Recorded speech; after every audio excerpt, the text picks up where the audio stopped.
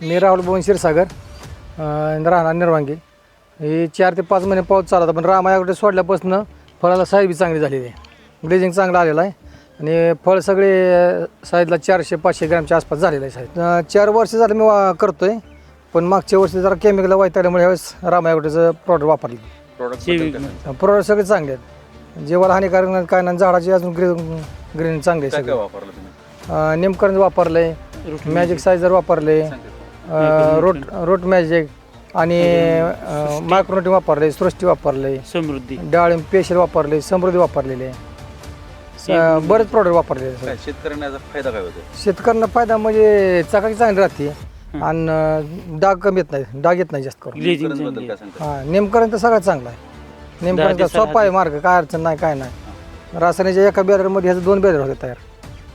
औषध कमी लागते ना, स्वस्तात आहे. खर्च कमी, 1000-1100-1200 रुपयामध्ये हात होतोय तयार.